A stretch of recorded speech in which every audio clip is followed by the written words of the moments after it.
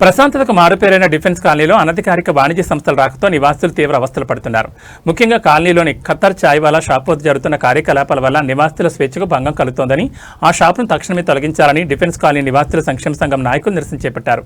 ప్లకార్డులు చేతబోని తమ నివాస ప్రాంతాల్లో అక్రమ నిర్మాణాలను, వాణిజ్య కార్యకలాపాలను అనుమతించొద్దని మల్కాజ్గిరి మున్సిపల్ కార్పొరేషన్ కమిషనర్ను వారు అభ్యర్థించారు.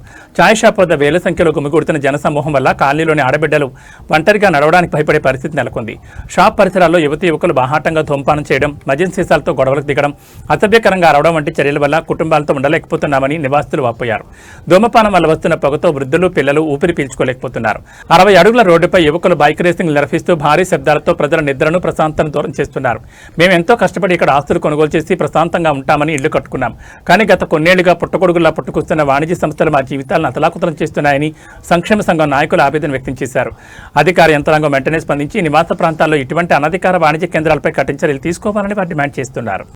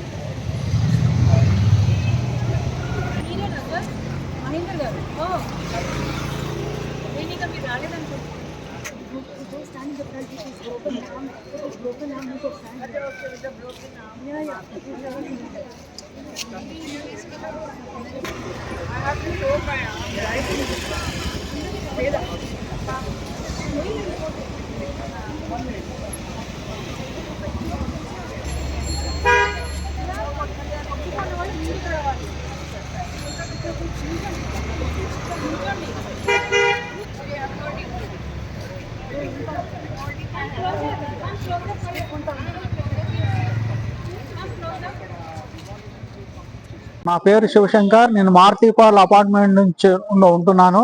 Senior citizen. ఇక్కడ ఇటీవల ఏర్పాటు చేసినటువంటి చాయ్వాలా ఖత్తార్ ఎవరైతే ఉన్నారో అది స్థాపించిన తర్వాత చిన్నపిల్లలకు, సీనియర్స్ కు, లేడీస్ కు అందరికి కూడా ఈ పొల్యూషన్, వివిధ రకాలైన పొల్యూషన్స్ వస్తున్నాయి. ఇక్కడ residential area, complete residential area. మేము ఎంతో మంచిగా ఉన్నాం ఇక్కడ రిటైర్మెంట్ అయ్యి. కానీ ఇక్కడ ఉన్నటువంటి పరిస్థితులు చూసినట్టయితే 2-3 నెలల నుంచి ఉండే పరిస్థితి లేదు, మాకు నిద్రలు లేవు, అన్ని రకాలైనటువంటి డిస్టర్బెన్స్లు వస్తున్నాయి. కాబట్టి ఎంఎంసి కమిషనర్ గారికి రిక్వెస్ట్ చేస్తున్నాను, తొందరలో ఈ యొక్క దాన్ని చాయ్ ఖత్తార్ని షిఫ్ట్ చేయవలసిందిగా కోరుతున్నాను. నమస్కారం సార్. హలో అండి, నేను ఈ అపార్ట్మెంట్ లో ఉంటాను, విన్యాడ్ జాస్పర్ లో. కట్టర్ చాయ్ పక్కనే మా బిల్డింగ్ ఉన్నది. మాకు వచ్చేసి ఈ బిజినెస్ వచ్చేసి చాలా, బిజినెస్ అని కాదు, such an establishment in a residential area is a really painful experience to have, especially when you have aged parents at home. My father is 75.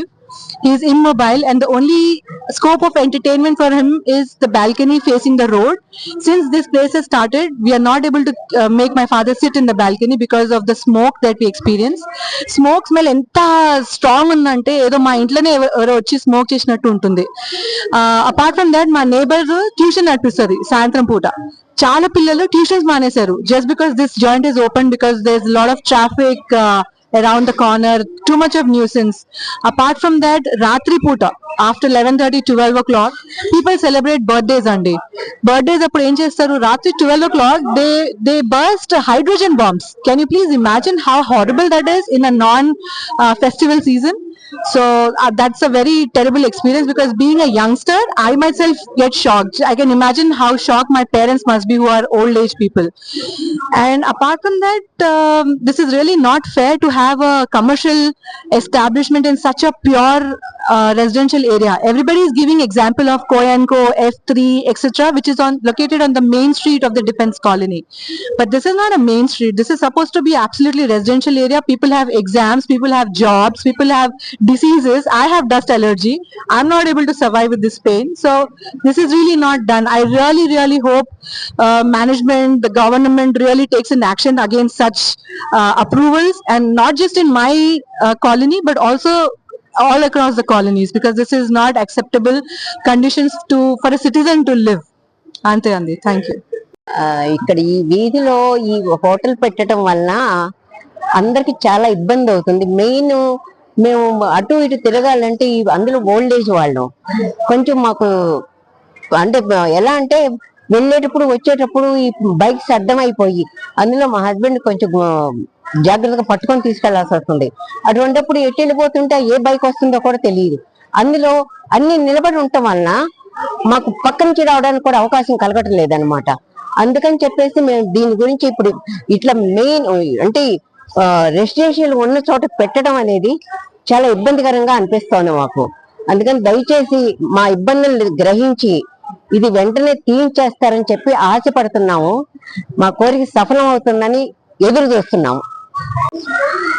Okay, ఇక్కడ ఇది పెట్టినప్పటి దగ్గర నుంచి ఇంత ముందు ఎప్పుడు ఫేస్ చేయలేదు, కానీ ఇక్కడైతే చాలా ట్రాఫిక్ ప్రాబ్లం కూడా చాలా అవుతుందండి.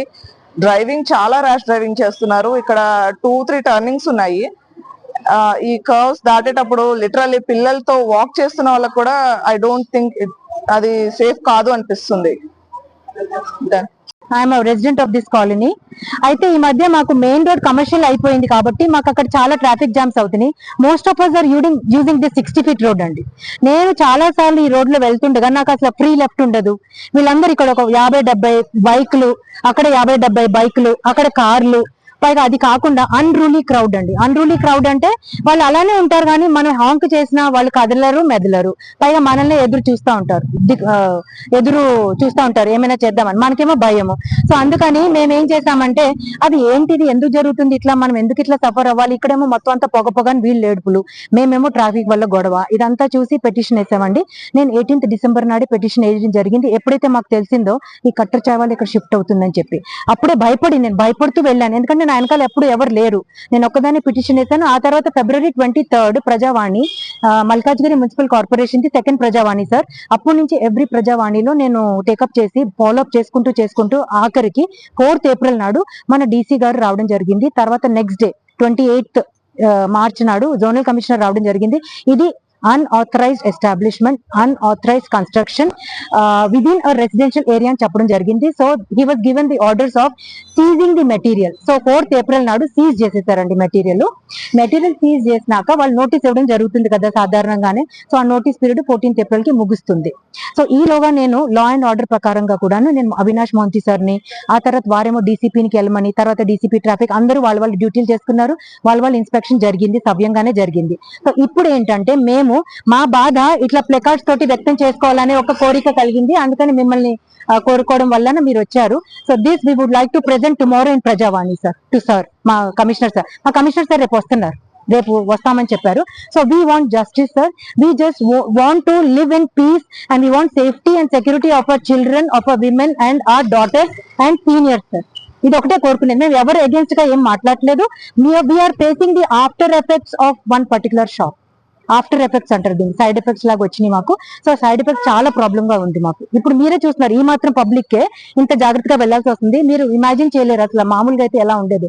పైగా బైక్ రేసులు సార్, రాత్రి పూట అడ్డంగా రోడ్డు మీద బర్త్డే పార్టీలు సెలబ్రేట్ చేసుకోవడం, నిద్ర లేదు. అందుకనే మా ప్లెకార్డ్స్ లో రాసాం మేము, we want sleep, we want to live happily, we want to live healthily. ఇవన్నీ రాసుకోవడం వల్ల, ఎందుకంటే ఇది మా బాధ వ్యక్తం చేసుకున్నాం మేము. It is not out of passion అవరో లేకపోతే ఏదో సంతోషం వల్ల మేమే వ్యక్తం చేసుకోలేదు. చాలా అవస్థ పడుతున్నాం సార్. మీరే చూస్తుంటారు, అంతమంది వృద్ధులు ఉన్నారు. మాకు ఇది నార్త్ పార్క్ కూడా ఇక్కడ ఉంటుంది సార్, చాలా ఫేమస్ పార్క్. వీళ్ళందరూ ఇక్కడ నడిచి వెళ్ళడానికి కూడా ఈ ఆంటీ చెప్పినట్టు చాలా ప్రాబ్లం అవుతుంది మాకు. That is the only issue sir. We don't want anything that will effect hour piece, safety and